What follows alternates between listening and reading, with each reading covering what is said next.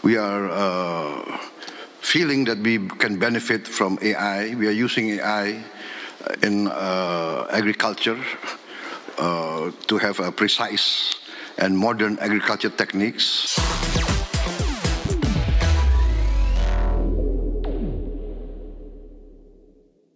Di mana konferensi tingkat tinggi Asia Pacific Economic Cooperation atau KTT APEC 2025 di Gyeongju, Republik Korea, Presiden Prabowo Subianto menegaskan manfaat teknologi artificial intelligence atau AI untuk mengatasi kemiskinan dan mencapai swasembada pangan.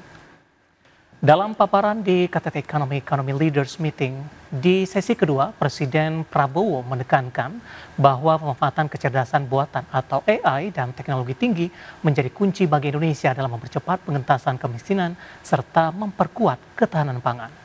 Presiden menegaskan bahwa pemerintah berkomitmen untuk menuntaskan kemiskinan dan kelaparan dengan langkah cepat dan terukur dalam pembangunan nasional.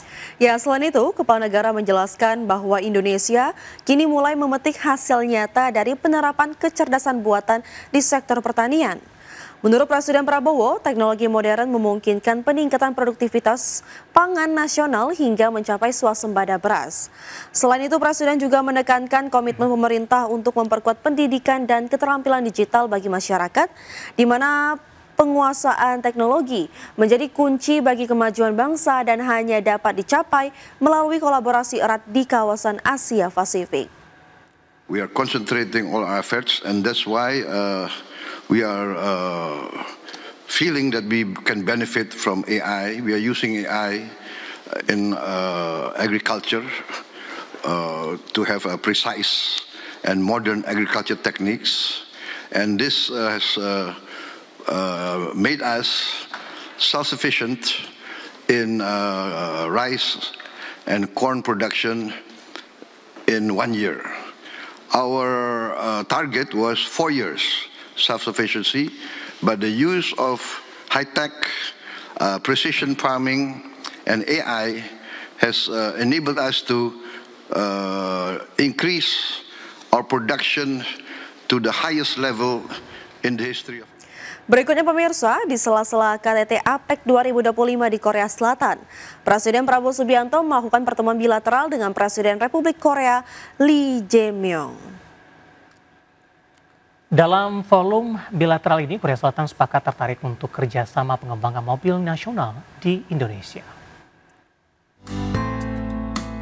Pertemuan bilateral Indonesia dan Korea Selatan berlangsung di sela-sela konferensi tingkat tinggi kerjasama ekonomi Asia Pasifik atau APEC 2025 yang mencerminkan komitmen kedua negara untuk memperkuat kemitraan strategis di berbagai bidang.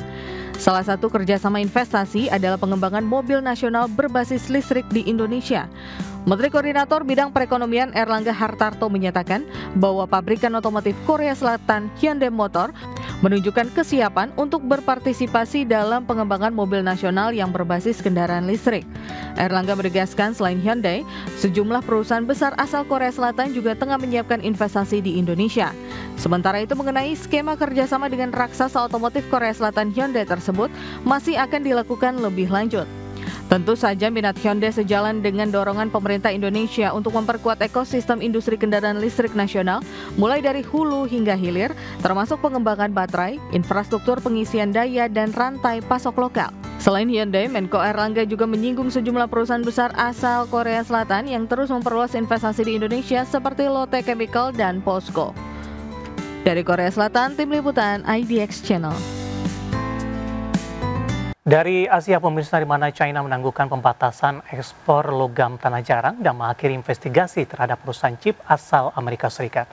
Keterangan resmi yang dirilis Gedung Putih menjelaskan rincian kesepakatan dagang yang dicapai antara Presiden Donald Trump dan Presiden Xi Jinping yang bertujuan meredakan ketegangan antara dua ekonomi terbesar ke dunia tersebut.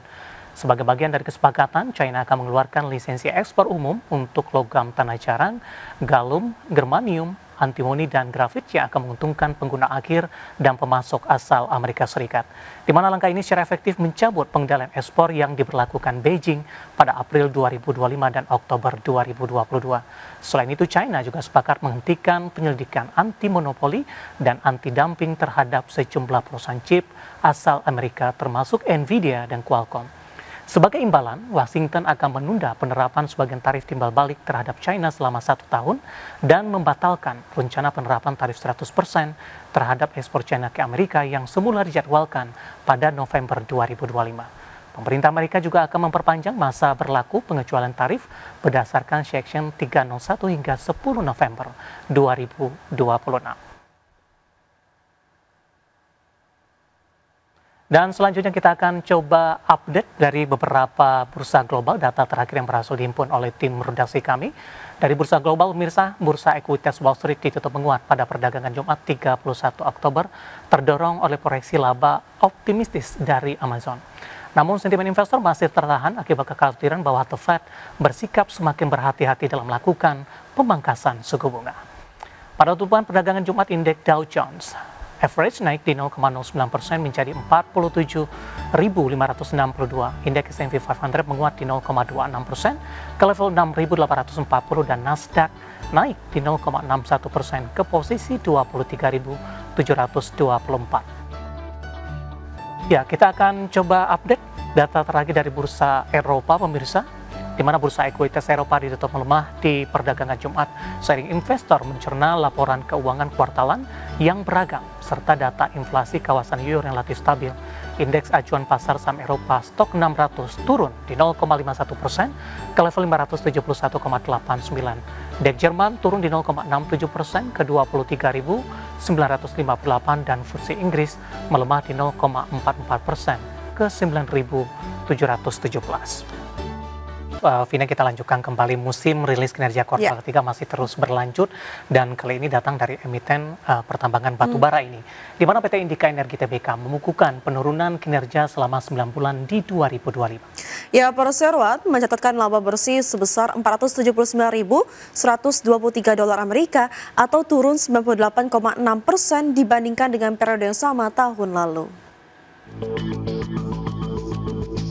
PT Indika Energi membukukan penurunan kinerja selama 9 bulan 2025. Indi mencetak pendapatan 1,44 miliar dolar Amerika atau setara dengan 24 triliun rupiah. Sementara itu laba bersih juga turun menjadi 479.123 dolar Amerika atau setara dengan 7,9 miliar rupiah. Berdasarkan laporan, Perseroan membukukan penurunan pendapatan hingga 19,1% year on year dari sebelumnya 1,78 miliar dolar menjadi 1,44 miliar dolar. Sebagian besar pendapatan ini dikontribusi oleh Kideko sebesar 1,15 miliar dolar. Sementara itu lini bisnis lainnya yaitu Indika Resources mencetak pendapatan sebesar 47,2 juta dolar, Tripatra sebesar 176,2 juta dolar, Interport sebesar 93,1 juta dolar, dan pendapatan lain-lain sebesar 59,5 juta dolar. Adapun turunnya pendapatan ini menurut manajemen disebabkan terutama oleh penurunan kontribusi dari Kideko karena penurunan harga jual rata-rata dan dari Indika Resources karena penurunan volume perdagangan. Perseroan tercatat membukukan laba bersih sebesar 479.123 atau setara dengan 7,9 miliar rupiah. Laba bersih turun 98,6% dibandingkan dengan periode yang sama tahun lalu. Berbagai sumber IDX Channel. Emiten retail PT Mitra Adi Perkasa Tbk atau MAPI mencatatkan laba bersih sebesar 1,37 triliun rupiah hingga kuartal 3 2025. Berdasarkan laporan keuangan, laba bersih MAPI naik 5,75% secara tahunan dibandingkan laba bersih periode yang sama tahun lalu senilai 1,29 triliun rupiah. Seiring dengan pertumbuhan laba, MAPI mencatatkan peningkatan pendapatan bersih 8,76% year on year menjadi 30,03 triliun rupiah per kuartal 3 2025 dibandingkan 27,61 triliun rupiah pada periode yang sama di tahun 2024. Ya, pendapatan MAPI dari segmen usaha penjualan retail mencapai 25,45 triliun rupiah atau naik 10,68% year on year. Kemudian pendapatan dari segmen usaha department store naik 0,68% menjadi 2,11 triliun rupiah. Akan tetapi segmen usaha kafe dan restoran MAPI mencatatkan pelemahan pendapatan di 2,75% year on year menjadi 2,35 triliun rupiah.